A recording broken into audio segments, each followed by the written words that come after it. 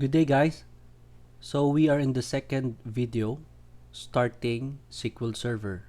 So I'm gonna teach you here how to start your SQL Server Management Studio, wherein ito yung platform kung saan pwede nating i-manipulate ang specific database and then yung mga tables inside that database as well. Okay, so let's get started.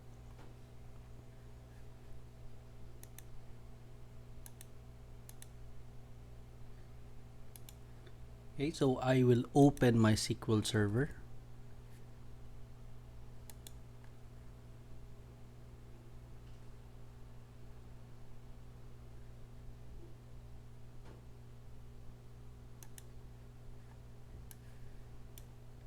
So here is my Microsoft SQL Server Management Studio file, and then click Connect Object Explorer.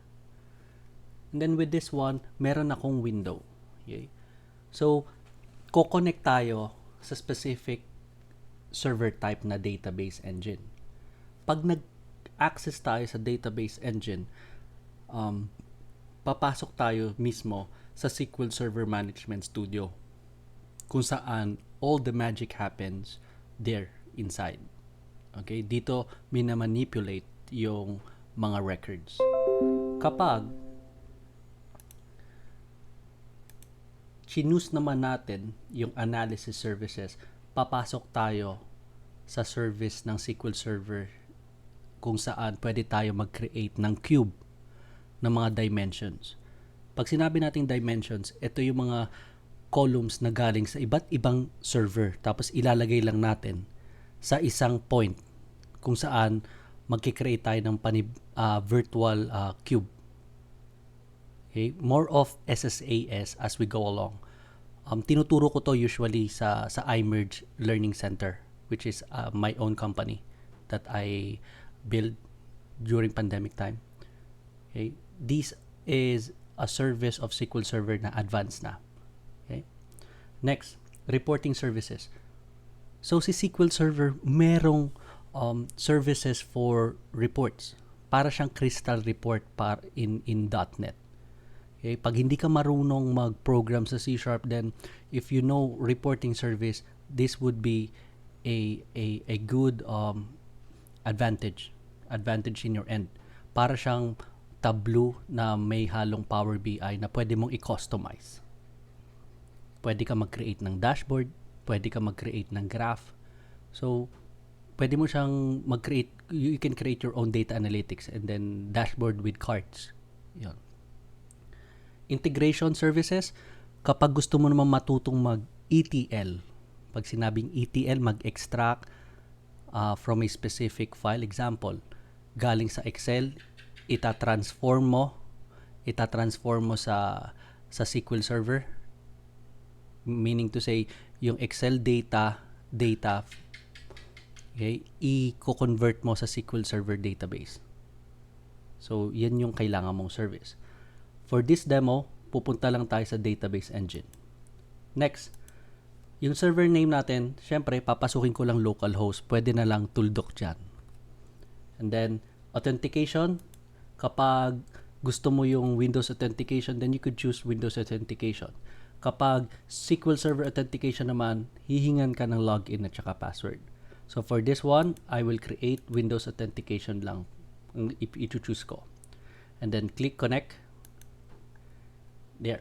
So this is how the SSMS looks like after logging in.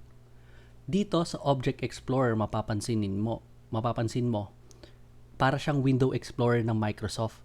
Dito makikita yung mga objects like list of database, yan. Tapos list of logins, yan makikita mo. Yan. So ito yung iba't ibang object na makikita mo sa SQL Server Management Studio. Next, paano ka naman magpo-program? Paano ka magko-code ng Transact SQL? Yung Transact SQL kapag gusto mong mag-program gamit ang SQL Server Management Studio. Ang gagawin mo lang, pupunta ka sa New Query. Yan. There. And then ito. Ito na yung pagpo-program niya. Okay? Pwede mong i-zoom in. Yung program, i-hold mo lang control, tapos i-zoom in, zoom out, yan. Let's say, gusto kong ma-view any table sa isang database. Let's say, mag-choose ako database. Dito, i-specify mo kung saang database ka titingin. So, by demo purposes, gagawin ko lang, mag-i-reference ko si AdventureWorks. Yan. Let's say, sa loob ng database ng AdventureWorks, meron tayong table na, maraming tables, papansin mo. Ayan, sobrang dami, di ba? Ngayon, let's say gusto ko lang hanapin, kung hindi ko alam, gusto ko makita lang yung person.address na table. Gagawin ko table, filter settings. So sa filter settings, i-define mo kung anong hinahanap mo. Keyword na lang pwede, address. Okay? So click OK, yan. So ito yung mga iba't ibang table na pwede mong i-call na merong address na word. So, paano natin tawagin yung table na yan? Example na lang ha. Select asterisk. Ibig sabihin na asterisk all columns from person address. Okay? So, ibig sabihin nito, isa-select daw natin lahat ng column on this specific table. Napapansin mo, kanina yung ginawa ko, delete ko ha. Pwedeng i-drag yan. Hindi mo na kailangang i-type. Yung mga newbie, tina-type pa yan. Pero pag kabisado mo na yan, ida-drag mo na lang yan. Yan. And then make sure naka-reference ka sa tamang database. So pag niran ko yan, execute, yan. Ito yung mga data.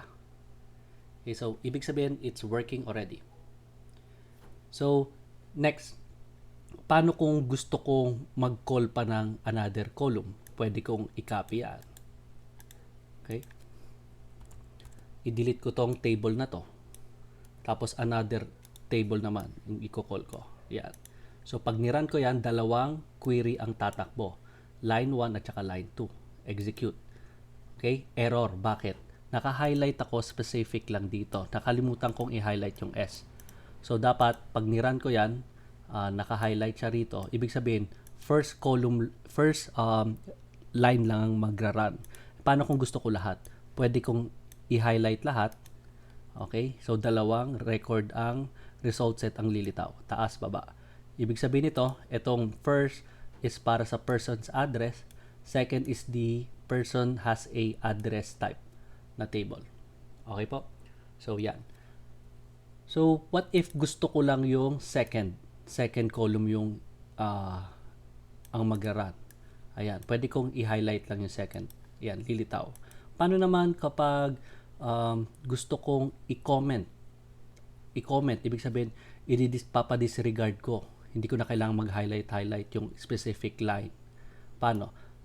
I-highlight ko yan, tapos ito, pipress ko. Comment out. Ibig sabihin ng comment out, babasahin ni system yung line 1. Pag kinoment ko yan, hindi niya babasahin yung line 1. Ito lang na line 2 ang babasahin niya.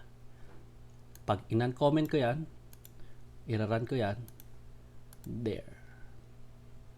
So these are the tips and tricks, basic tips and tricks lang for SQL Server. Tune in with the next video of mine.